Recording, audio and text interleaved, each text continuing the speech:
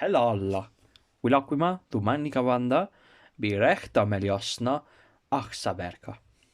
Hello everyone, and welcome to a video about the Gothic writing system or orthography known as the Ahsabairka. Those are the names of the first two letters in the alphabet, such as alpha and beta for the Greek alphabet, hence where we get the name alphabet. And so these, I'm going to go through each letter, I'm going to write them out using this fancy pen here, and I'm going to say what each letter means, because each letter has a specific name and that represents a concept or an object in Gothic. So, the first letter is Ahsa, which means axle, and it looks something like this, where the other leg extends further down. And so the second letter is Berka, which looks like this, where the top doesn't connect. So it's like a capital B, but the top doesn't connect. So Berka means birch. The third letter is Giva, which looks like this. So very similar to a Greek gamma, and it means gift. Giva is gift. Fourth letter is Dox, which looks like this. And that means day. So as you can see, looks a bit like an A, but the A comes from the top and extends down, and Dox instead doesn't connect up here, it swoops around and then comes back down. The next letter is Eus, which means you. This is a reconstructed word, but it descends directly from the Proto-Germanic word, and so Eus means you. It looks very similar to a uncial E, and it is written so, like that, and then the line through the middle. Eus. The sixth letter, this is different compared to most other alphabets. It has the sound of qu, and it's written with a Q in the romanization, and it looks like this. This is the letter querna, which probably means handmill or quern. There is another word for this, which is quernus, which is attested in a word for a millstone, which is, I think, asinu quernus, which is a donkey mill. But this is querna, this is different, and it looks a bit like a U. The next letter is azet, which probably means easy or pleasant, although it's missing a vowel at the end for a reason, and the letter looks like so. Like that. A bit like a Z. The next letter is Hagls, which means hail, and it looks a bit like an H. Like that. Hagls, hail. The ninth letter is Theuth, which means a boon or a good thing. And this is a bit of a strange letter, because it seems more likely it is modelled after the Greek letter psi, and it's slightly confusing, although it does vaguely... It probably comes from the rune that represents the th sound, because it looks like this. You have the line coming down, and then you have this symbol here. Now the way it comes from the th is that maybe there was a bowl here, and then it got swooped all the way back here, and that's how we got this symbol. So this symbol is Theuth, which means a boon or a good thing. I should probably pick up the pace now. The next letter is Is, which means ice. This is also a reconstructed name, not attested in the Gothic Bible or other texts, I believe not, and that is Is. Sometimes they write it with 2 dots above if they want to differentiate it, but not always. The next letter, refill my pen quickly, is Kursma. And this one means mumps or a boil, so yes, a very grim word, and it looks just like this. Kursma means mumps or boil. Now the 12th letter is Lagos, which means lake, most likely, and it looks like this. And this is how I write it. I go up and then I'll go back down here. Or what you can do is you can go down and then back along here. It doesn't matter which way you do it. Anyway, it looks a bit like a Greek lambda. The next letter is manna, which means man, and it looks so. A bit like a capital M. Can't do much about that with the angle of my pen. That's manna, which means man.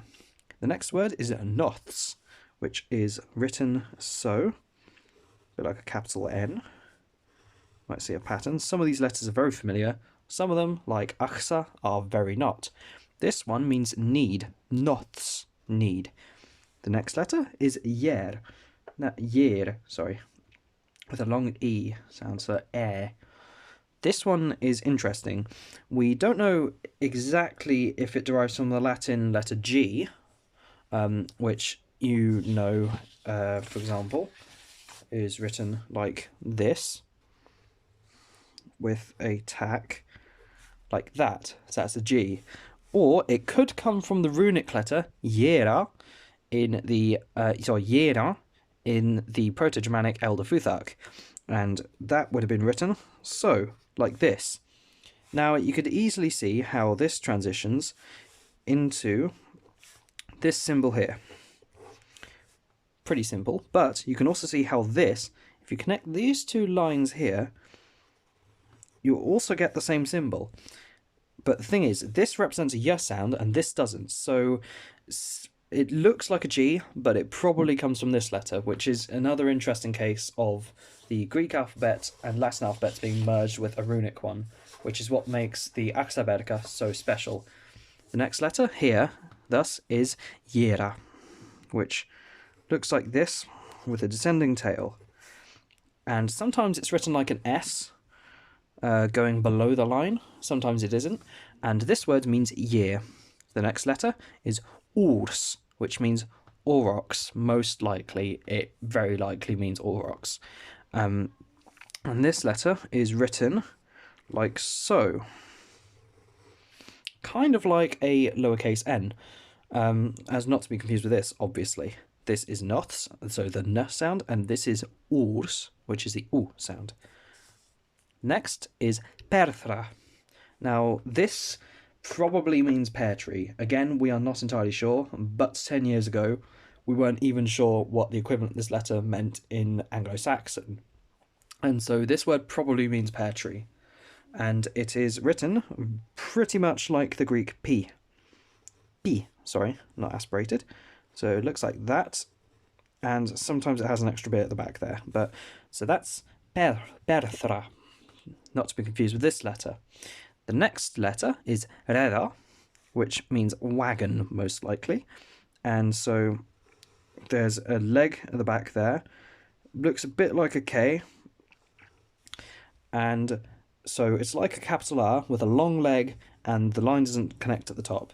Again, just like berka.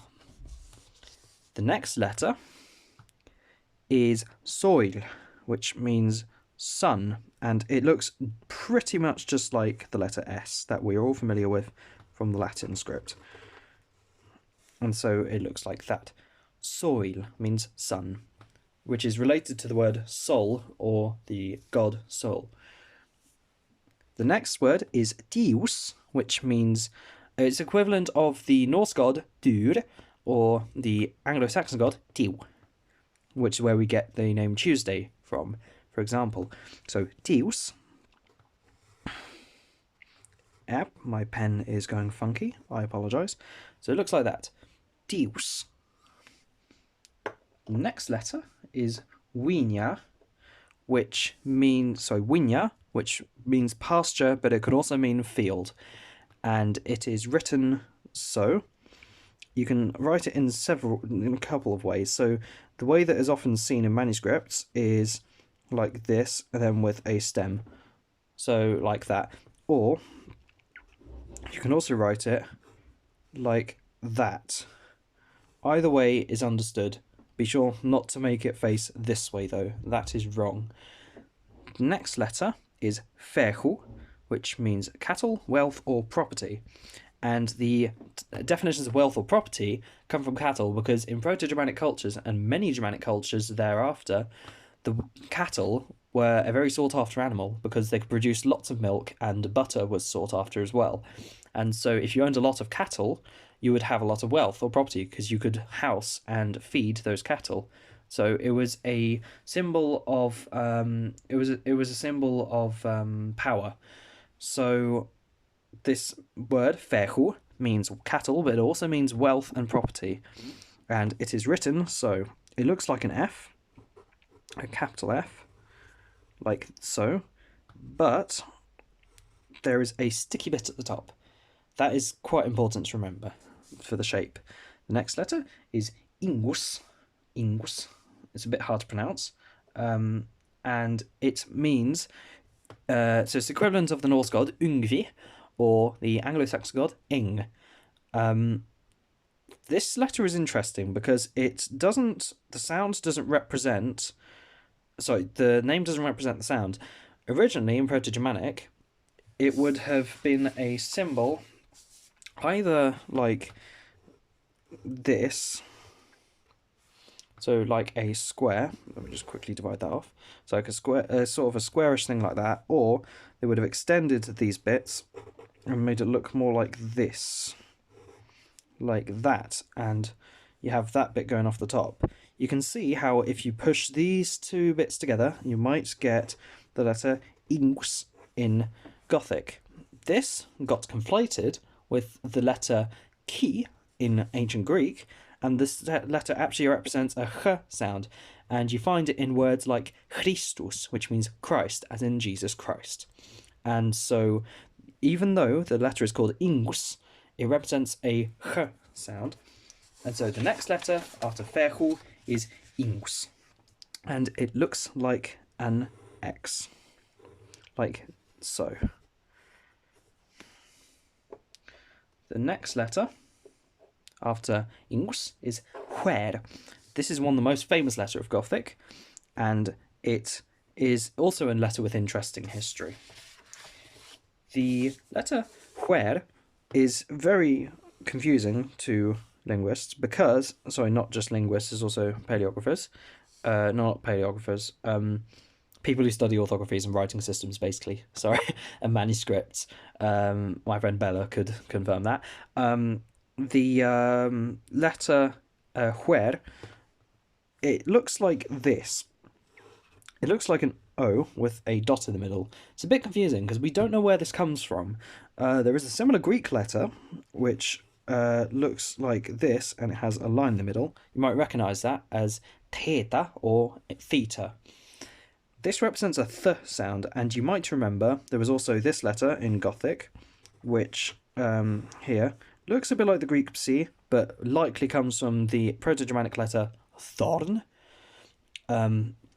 So it's a bit confusing how they didn't use this to represent this, but they used the form of this to represent a completely different sound, which was wh. As in some English dialects where you pronounce it as whale instead of whale. So the letter Whor is a bit of a mystery, probably comes from this, but we're not entirely sure, and we're not sure why the sound would have changed with it. So the next letter after ingus is Whor, and it is written so. It is an O with a dot in the middle, like that. The final letter of the Ahsabairka is Orthal, and Orthal means ancestral land or kinsland, so the land of your family and your ancestors. And from that you can derive the meanings of inheritance or property, because it would often be physical. So Orthal becomes from the Proto-Germanic Orthala, and it looks like this. If I can get my pen to work. Apologise. Looks like that.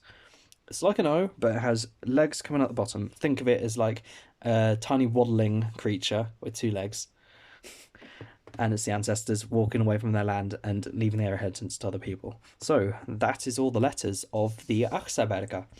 This is Ahsa, Berga, Giva, Dags, Ius, Guerna, Azet, Hagls,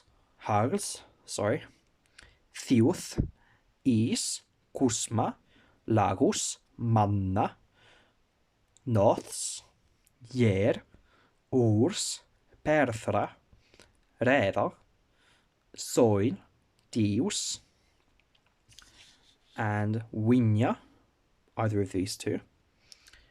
Fechu, Ingus, which makes a ch sound, Whor, and Othal. Ahsabairka giva dags ius guarna azet hagas. Thiuth is Kuzma Lagos Manna Noths Yer Urs. Perthra Reda Soil Dius Winya Fechu Ingus Whor Othal. Thank you very much for watching this video, and if you wish for me to talk more about the Ahsabairka, I will do so in the future. I will also be hopefully putting out a video on the lowercase versions of these letters, because this is all uppercase, basically majuscule. I'll be making a minuscule version of this once I have enough information, as it's not completely attested. Thank you for watching, and I hope to see you again.